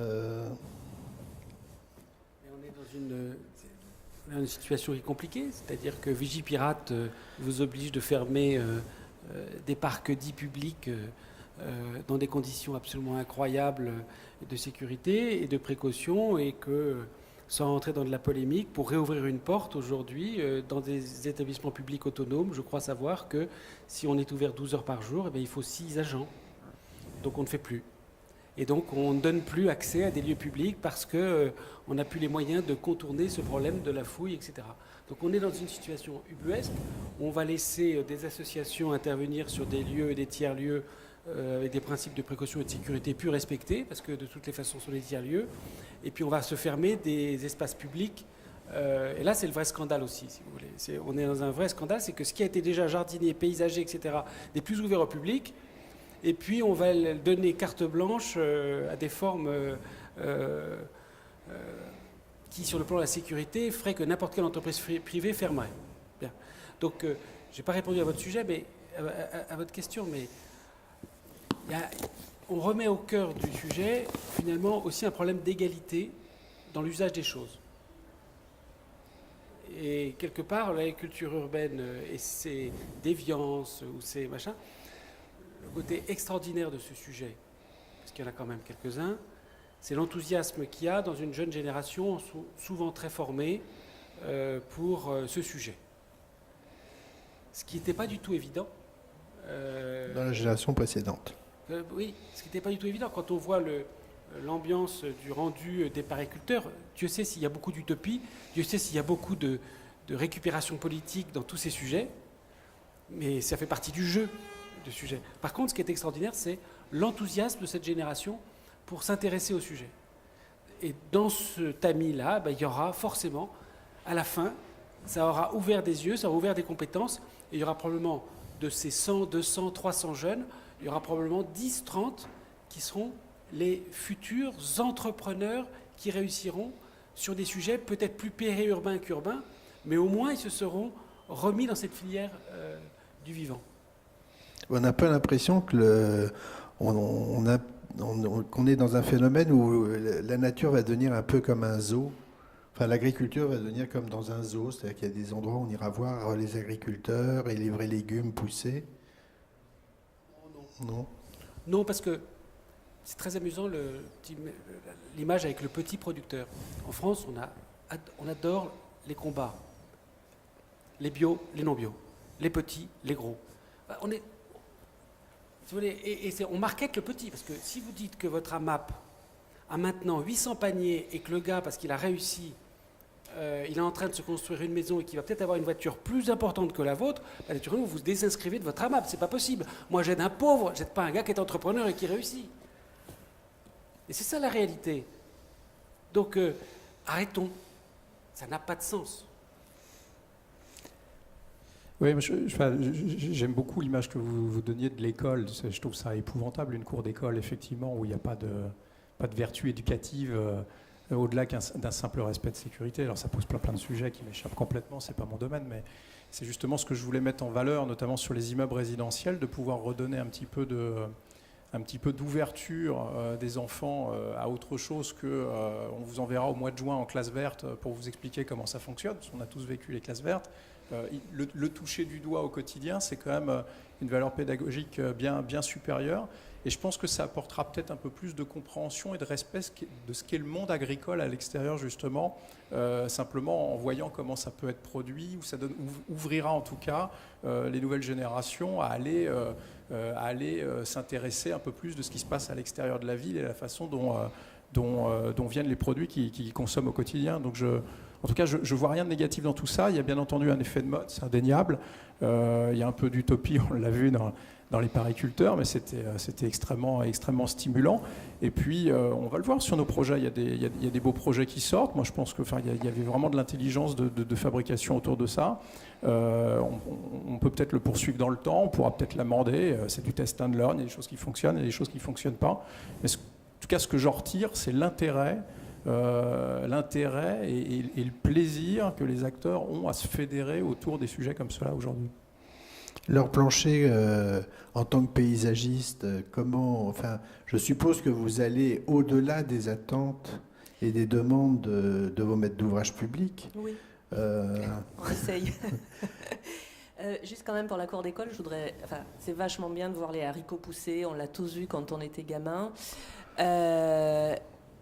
Et il y a toujours un petit espace comme ça dans les écoles. Je rappelle quand même que les gamins, avant tout, ils ont besoin de se défouler, de courir, et que c'est bien qu'il y ait des activités de potager. Il ne faut pas oublier aussi qu'ils ont besoin de se dépenser. Un enfant a besoin de se dépenser beaucoup plus qu'un adulte, donc c'est bien qu'il ait un sol un peu dur sur lequel il puisse courir. Voilà, donc ce qui explique... Alors, il faut peut-être réintroduire un petit peu plus de verre. On peut ça, mais il ne le fait pas à l'ombre. Mais voilà. Non plus, il n'y a plus d'arbres, ou presque plus. Donc, faut savoir aussi ne pas être trop extrémiste dans les propos, même si ça m'arrive parfois pour essayer de faire passer un message. Sur le fait d'être en avant par rapport aux maîtres d'ouvrage, lorsque j'ai conçu le parc du Grand Pré, à Langueux. Alors Langueux, c'est une commune périurbaine.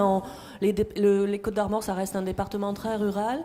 Mais j'ai souvenir, donc, en 2002, j'avais proposé on est à côté d'un lycée horticole, l'école de Saint-Ilan, et j'avais proposé soit un partenariat avec l'école, s'ils avaient besoin de terre pour les cultures, notamment potagères, ou éventuellement quelques jardins, maintenant dits partagés. Il n'y avait pas de demande à l'époque, et les élus me regardaient avec un drôle d'air. Je disais... Peut-être que... Et puis, bon, ça s'est pas fait. Et récemment, puisque je suis restée en contact avec les élus, bien que ce soit terminé depuis 2008, et ils m'ont dit, alors, c'est drôle parce que, justement, on a ces demandes en ce moment. C'est-à-dire que entre 2002 et 2016, donc ça fait 14 ans après, la demande émerge à tel point, et c'est ça qui est très intéressant, je travaille assez souvent en milieu rural, et je travaille sur une autre commune qui s'appelle l'Anilis dans le Finistère. Et il y a une demande de jardin partagé, potager, alors qu'on est en milieu rural. Et donc, on en a fait une petite dizaine. Et ce qui est intéressant, c'est de voir quand même que 60% des gens qui ont ces jardins ont eux-mêmes un jardin, puisqu'on est en Bretagne, il y a beaucoup d'habitats diffus. Et donc, les gens habitent dans une maison avec un jardin. C'est-à-dire que la question... elle est avant tout effectivement relationnelle et pas d'être dans l'autosuffisance, parce qu'en plus on est dans une région où les légumes sont pas loin, et notamment les fraises. Donc c'est intéressant de voir que c'est avant tout une demande d'activité de convivialité. Il y a eu la belote, la pétanque ou les boules bretonnes, les terrains multisports. Donc en fait il y a une demande de programmatique, d'activité, effectivement, de convivialité. Alors, en ce moment, c'est le jardinage. Ça sera sûrement peut-être autre chose dans 10 à 15 ans.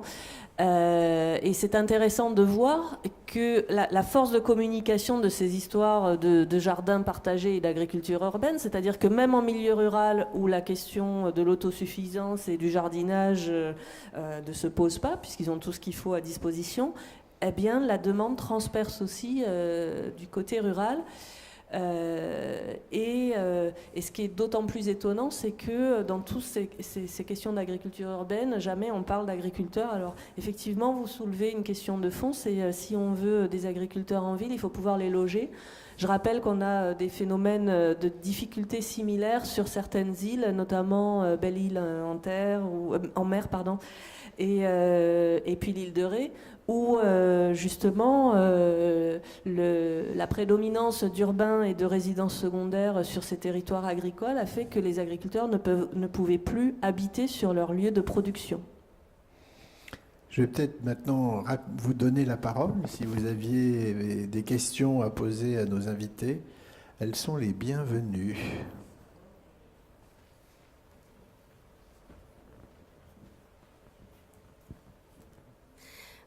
Bonjour, Marie-Douce Albert, je travaille pour le Moniteur. J'ai une petite question parce que vous avez parlé tout à l'heure, Laure Planchet, du fait qu'on ne savait pas mesurer vraiment les Suisses le faisaient, mais qu'on ne savait pas bien mesurer l'effet de la pollution en France sur les productions d'agriculture urbaine. Aujourd'hui, on est en circulation alternée. Ce matin, on entendait à la radio que tout ça était un peu symbolique parce qu'on ne connaissait pas l'effet sur la pollution de réduire de moitié la circulation des automobiles. Du coup, ma question, c'est est-ce qu'on sait mesurer l'impact de l'agriculture urbaine sur la qualité de l'air en ville? Et est-ce que parce qu'on a vu tous les arguments sur ça va pas nous nourrir, c'est du social, c'est de l'utopie, etc. Est-ce qu'au moins ça peut avoir un effet, parce que j'ai de vagues souvenirs de photosynthèse et d'absorption de gaz carbonique. Donc est-ce qu'au moins ça peut servir à ça? Alors, le végétal en ville participe effectivement à absorber le CO2 par la photosynthèse, que ce soit des légumes ou des arbres. Je précise que les légumes, c'est souvent des rotations de culture très courtes. Donc, en fait, mieux vaut avoir des feuilles tout le temps pour qu'il y ait tout le temps de la photosynthèse. Donc c'est l'université de Berlin qui a fait des tests sur le niveau de pollution des fruits et légumes en ville. Mais c'est pas grave. Je dirais que si ça fait pas bien, ça fait pas de mal. En tout cas, sur la qualité de l'air, ça ne peut être que bénéfique. Après, le niveau de bénéfice induit, faudrait demander peut-être à Air Paris. Enfin. Sur l'histoire de la pollution, il y a effectivement plusieurs sujets. Les sujets sont les mêmes que ceux qui encadrent les gros axes autoroutiers français, puisque on a des champs de salade en périurbain à proximité des axes routiers. Donc les mesures de pollution, etc., c'est très important. En métaux lourds, on sait qu'on est dans des axes de 40 mètres ou 30 mètres, puisqu'on a la question la plus importante, c'est sur ce qu'on appelle les COV, et c'est sur les recherches que nous avons aujourd'hui sur des choses extrêmement légères qui rebondissent, qu'on ne regardait pas et qu'on ne mesurait pas avant, premièrement. Deuxièmement, les analyses qui ont été faites, notamment sur les toits d'AgroParisTech, celles qui ont été les plus poussées, montrent qu'on était bien en deçà des seuils, aujourd'hui légalement autorisés pour la commercialisation, etc., même des légumes feuilles, que effectivement les dangers venaient principalement, où là on avait des pics, sur les plantes aromatiques, notamment les persils, etc., qui sont des choses qui absorbent plus. La question, elle se pose tant pour l'intra-urbain que pour le périurbain quand on cultive sur d'anciens terrains ex-maraîchers qui ont été fumés pendant 2 siècles par des résidus de la ville, avec des taux de métaux lourds qui venaient dans les résidus de la ville.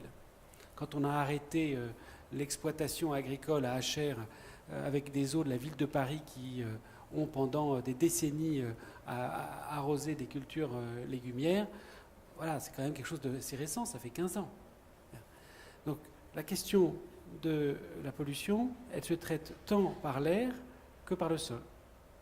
Ensuite, la nature des cultures permet des taux de transfert qui font qu'il faut le savoir et il faut choisir et il faut naturellement pas faire des assolements à risque. Voilà. Je n'ai pas répondu à tout, mais il y aura forcément des pollutions résiduaires dans un contexte intra-urbain. Le maraîcher du 17e et du 18e, quand il déménageait du plan de Turgot parce qu'il était aux Invalides et qu'il commençait par aller porte de la Chapelle, avant de quitter la porte de la Chapelle pour aller à Saint-Denis, il partait avec son sol. qu'il avait fumé, etc., et qui était fait de tous les résidus de la ville. Et tout ça a été transporté par chariot de bœufs, etc., 3 km plus loin, puis 3 km. On partait avec des 40 cm de sol. Puisque l'opération urbaine qui suivait, elle n'allait quand même pas me prendre tout ce que j'avais fumé pendant 40 ou 50 ans. Ce qu'on appelle le langage agricole des fumures et des arrière-fumures, c'est héritier de ça. Donc les pollutions, elles existent. La question la plus importante, c'est la question de la surveillance et la question de la nature de l'assolement et la question de ne pas jouer aux apprentis sorciers avec certaines cultures, voilà, qui sont, on le sait, beaucoup plus qui captent. Et puis la question juste des étrangers, parce que vous citiez Berlin ou la Suisse, enfin, cette logique d'autarcie alimentaire de réflexion, elle repose aussi pas que sur les histoires de logement, de salariés, etc. Elle repose sur une volonté politique de tenir le prix de vente. Parce que la Suisse, par ses barrières douanières, rehausse les taxes sur l'importation des tomates pendant la période estivale, pour protéger sa production de saison depuis avril jusqu'à novembre. Et on rebaisse les taux et on accepte la tomate marocaine et la tomate du Sud quand elle est trop chère en termes de bilan carbone, même si on a de la géothermie sur Genève, pour ne pas pousser les gens à cultiver en plein hiver, etc. Voilà. J'ai peut-être répondu à côté, mais c'est pour dire que c'est quand même un sujet c'est passionnant, mais c'est super compliqué, c'est difficile d'avoir un jugement immédiat.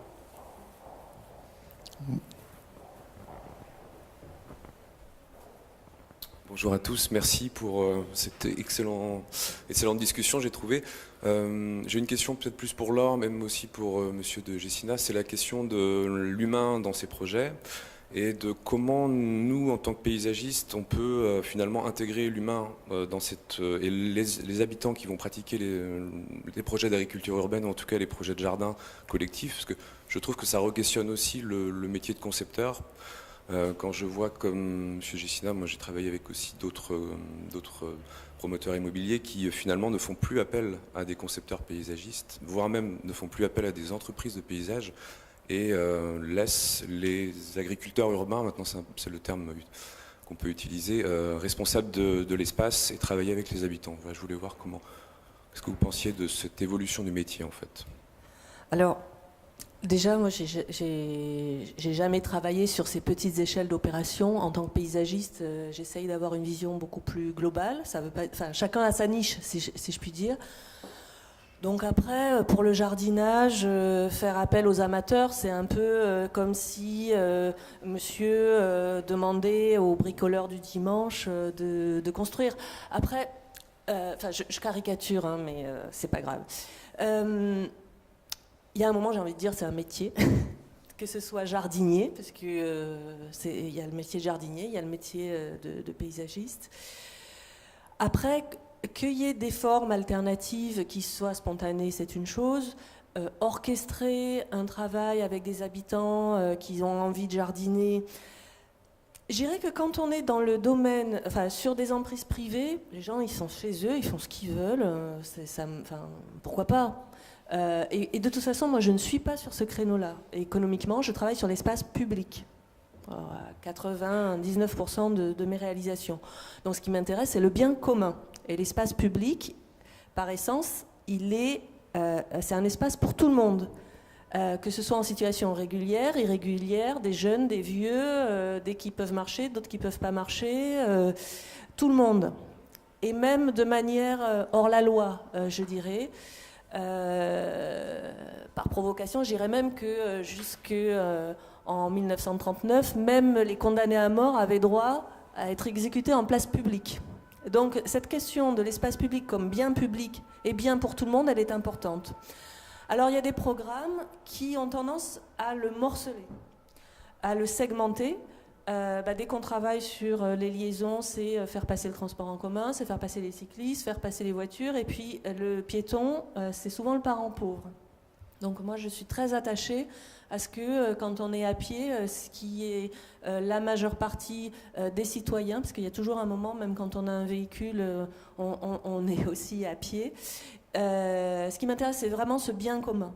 Et donc, ce qui me gêne quand on parle de faire des jardins partagés sur l'espace public, comme vous le rappeliez, le jardinage, c'est un travail de longue haleine qui mobilise l'espace pendant plusieurs saisons.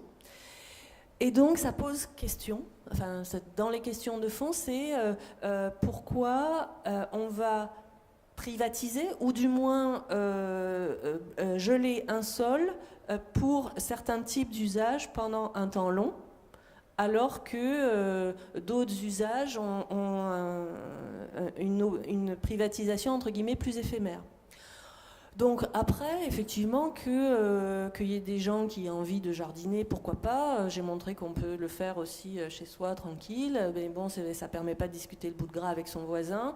C'est l'intérêt de récupérer des toitures terrasses sur le domaine privé, de donner de l'usage à des endroits qui n'étaient pas forcément faits pour initialement. Donc ça, je trouve ça très bien. Après, comment on met en musique avec les habitants ? Je dirais que dans tout l'espace, sur tous les espaces publics sur lesquels on travaille, on travaille à valoriser, mettre en scène l'espace pour la qualité des gens qui s'y promènent, des gens qui vont y travailler. Et après, la co-conception et la co-construction, je suis réservée.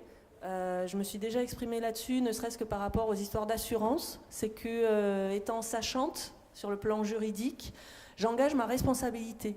Et les habitants, eux, ils n'ont pas une assurance professionnelle. S'ils ont envie de faire des bêtises ou de construire des bêtises, ça ne regarde qu'eux.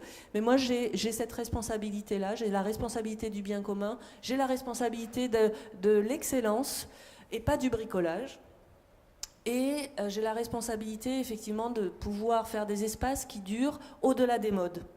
En ce moment, on est sur la mode du jardinage. Je ne sais pas si elle va durer longtemps ou pas. Je ne suis pas voyante, hein, bien qu'en paysage, on nous parle de beaucoup de vertus. Donc peut-être que dans 10 ans, on reviendra à la mode de je ne sais pas quoi, du rouleur ou autre. Et ce qui est important pour moi, en tant que concepteur d'espace, c'est de faire des choses qui ne sont pas obsolètes trop rapidement. Et je pense que c'est un devoir aussi pour les architectes, c'est que quand on a enlevé toute la moumoute verte, c'est de voir si le bâtiment il est quand même bien. Et ça, c'est important, c'est que si le réseau d'arrosage ne fonctionne plus, il faut que le bâtiment il ait une qualité architecturale avant d'accueillir des plantes. Donc voilà ma philosophie de travail. Alors après, ça se fait plus ou moins avec les habitants, mais je ne voudrais pas qu'on sombre dans la démagogie. Il y a un moment, les métiers de l'architecture, de l'urbanisme et du paysage, c'est des études longues, c'est un travail extrêmement complexe. Quand je vais chez le boucher, je ne demande pas à pouvoir découper la viande avec le boucher, voilà, ou de pétrir la pâte avec le boulanger. Voilà, quand on est dans des métiers complexes, ça ne veut pas dire qu'il ne faut pas écouter les habitants, mais il faut faire très attention aussi parce que peu d'habitants ont la capacité à se projeter dans l'avenir et peu d'habitants ont la capacité à regarder un peu plus loin que chez eux. Donc nous, on a ce devoir de responsabilité-là du bien commun. Je crois que les deux autres invités veulent aussi répondre. Mais non, la question est très intéressante. Si je reprends mon cas des 2 emprises foncières qu'on donne dans le 15e arrondissement, notre responsabilité de maître d'ouvrage, c'est de mettre tous les sachants autour de la table. Et donc, bien entendu, pour la cohérence d'ensemble, et je suis complètement d'accord, c'est un métier. On a pris d'abord un paysagiste qui va coordonner l'ensemble à nos côtés. Une association a été désignée pour le projet d'aménagement.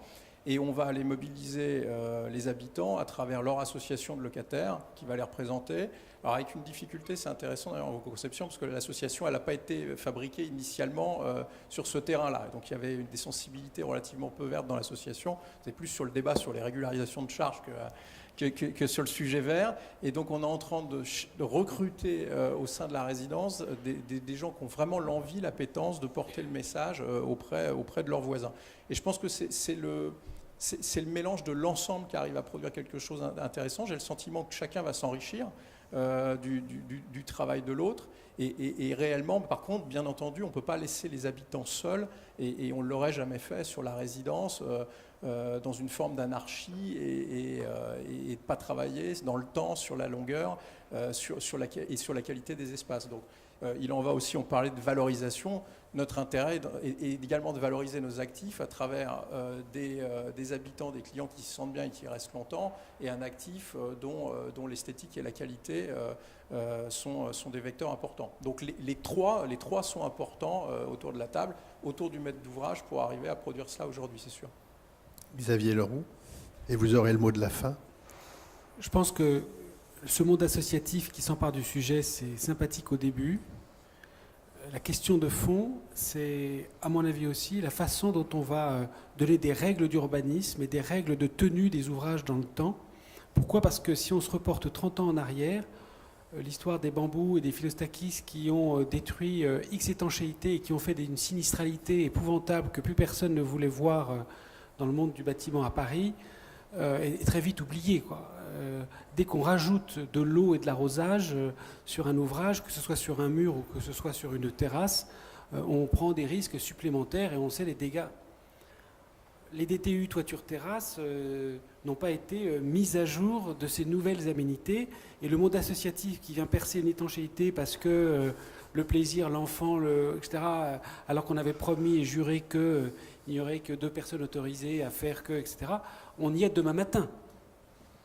Donc, je pense qu'il va falloir probablement, et c'est là où, à mon avis, l'intervention des sachants paraît indispensable, c'est-à-dire recadrer d'abord les règles sur les toitures terrasses, ramener des règles d'urbanisme, parce que ce n'est pas que le monde des étancheurs, c'est aussi le monde justement des jardiniers qui, en composant avec les étancheurs, vont faire les bonnes règles durablement. Et ensuite, que tout le monde, tout à chacun, qu'il soit association ou que ce soit une entreprise, mais naturellement, signe le fait qu'il s'engage avec une décennale s'il faut, avec pas de décennale s'il n'y a pas besoin, etc. Parce que sinon, on part dans une nouvelle vague de contentieux dans les 10 ans à venir qui vont être très importantes. Peut-être pas dans les 10 ans, on va attendre 2-3 ans, etc. Et à nouveau, on va avoir 15 ans de contentieux sur ces sujets de construction. Donc je pense qu'effectivement, de la même façon qu'il y a une vague très heureuse d'enthousiasme, il va falloir qu'il y ait un travail de rationalisation, de règles de DTU, de façon à ce que ce soit un vrai métier et que, effectivement, de la conception de paysage au départ, pour qu'il y ait quand même une lecture esthétique du lieu, en période hivernale notamment, parce que quand il n'y a pas de végétation, c'est assez agréable que des lignes aient été créées, qu'une cohérence de la structure soit lisible, etc. Donc, sachant pour que la structure qui soit créée soit lisible et agréable à l'œil, même en période hivernale, et puis ensuite, règles du jeu à la construction et à l'entretien, respectées dans le temps long. Merci infiniment à vous trois pour tous ces propos et ce débat très, très, très ouvert qui ne fait qu'ouvrir des perspectives et des réflexions qui, j'espère, germeront dans chacune de vos entreprises. Je vous dis à la prochaine réunion du Club des mécènes et vous souhaite une bonne fin d'année d'ici là. Merci.